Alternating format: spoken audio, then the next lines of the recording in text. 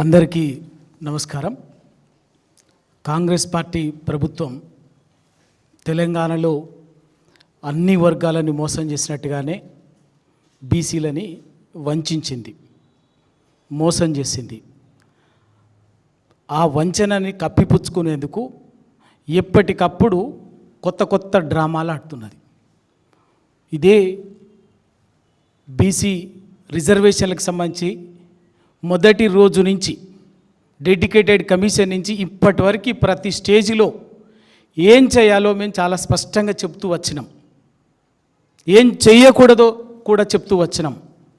ఏదైతే చేయాలనో అది చెయ్యలేదు, చెయ్యకూడని పనుల్లా చేస్తూ వచ్చి ఇవాళ బీసీ రిజర్వేషన్లని ఇవాళ ఈ న్యాయ వివాదాల్లో చిక్కుకునేటట్టుగా తీసుకొచ్చింది.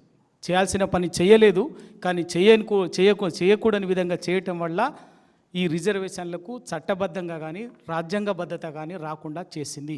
ఇది ఊరికే తెలియక చేసింది కాదు, అవగాహన రాహిత్యంతో చేసింది కాదు, కుట్రపూరితంగానే ఉద్దేశపూరితంగానే చేసినటువంటి దుర్మార్గం. ఇవాళ ఖచ్చితంగా దీనికి బీసీ సమాజం నుంచి బుద్ధి చెప్తాం. ఈ సందర్భంగా ఒకరిద్దరు కాంగ్రెస్ పార్టీ నాయకులు, మంత్రులు అక్కడక్కడ ఇవాళ కూడా మాట్లాడుతున్నట్టుగా అనిపించింది. ఏదో టీఆర్ఎస్ పార్టీ సహకరించలేదన్నట్టుగా. ఆ మాట మాట్లాడటానికి సిగ్గుండాలి. ఎవడు సహకరించలే, ఏం చెప్పినాం? ఈ రిజర్వేషన్లకు సంబంధించి మీరేం చేసిండు, ఏం చేయాలి, ఏం చేసిండ్రు? మీరు డే 1 నుంచి చెప్తుంటే బీసీ బిడ్డలుగా ఉద్యమం నుంచి వచ్చినటువంటి వాళ్ళంగా రాజకీయాలకు అతీతంగా ఈ రిజర్వేషన్లు నిలబడాలని తన్లాటతోటి ఆర్ద్రతతోటి మేం చెబితే కనీసం వినకుండా పట్టించుకోకుండా ఇష్టానుసారంగా చేసి ఇవాళ ఇది ఇంత వివాదాల్లోకి నెట్టిండ్రు. ఇంకెప్పటికీ ఇది ఖచ్చితంగా కూడా 9th రాజ్యాంగ సవరణ చేసి 9th షెడ్యూల్లో చేర్చితే తప్ప దీనికి ఎప్పటికీ రాజ్యాంగ బద్ధత ఉండదు.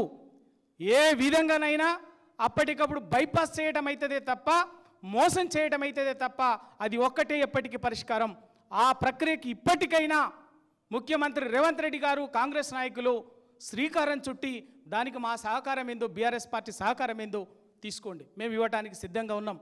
మా పార్టీ వర్కింగ్ ప్రెసిడెంట్ గారు కేటీఆర్ గారు, మా పార్టీ నాయకులు, ఎమ్మెల్యేలు అసెంబ్లీలో చాలా స్పష్టంగా చెప్పిండ్రు.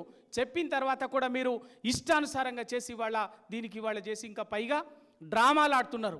ఇప్పటికైనా డ్రామాలు గట్టిపెట్టండి. ముఖ్యమంత్రి గారు, మంత్రులు, చాలు, మీరు ఆడిన డ్రామాలు చాలు. ఢిల్లీలో ఆడిన డ్రామా చాలు, అసెంబ్లీలో ఆడిన డ్రామా చాలు, ఇవాళ హైకోర్టు దగ్గర ఆడుతున్నటువంటి డ్రామా కూడా చాలు. ఇప్పటికైనా నిజాయితీగా చిత్తశుద్ధితోటి ఈ రిజర్వేషన్లకు సంబంధించి తెలంగాణలోని ప్రతి రాజకీయ పార్టీ కూడా సహకరించడానికి సిద్ధంగా ఉంది. బీఆర్ఎస్ పార్టీ బేషరతుగా ఇవాళ సహకరిస్తున్నది. పార్లమెంట్లో కూడా సహకరిస్తాం.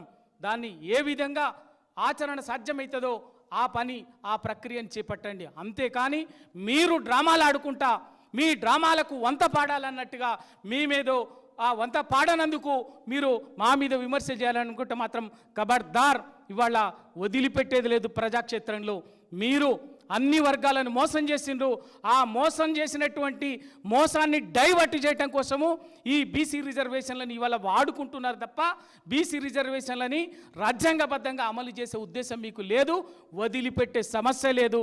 ఖచ్చితంగా ఇవాళ బీఆర్ఎస్ పార్టీ ఈ రిజర్వేషన్లని నిలబెట్టడం కోసం, కాపాడటం కోసం, అమలు అయ్యేందుకు ఎటువంటి కార్యక్రమానికైనా ఎటువంటి కార్యాచరణకైనా సిద్ధంగా ఉంది. దాన్ని వదిలిపెట్టేదని లేదు అని చెప్పేసి ఈ సందర్భంగా చెప్తున్నాం. Thank you.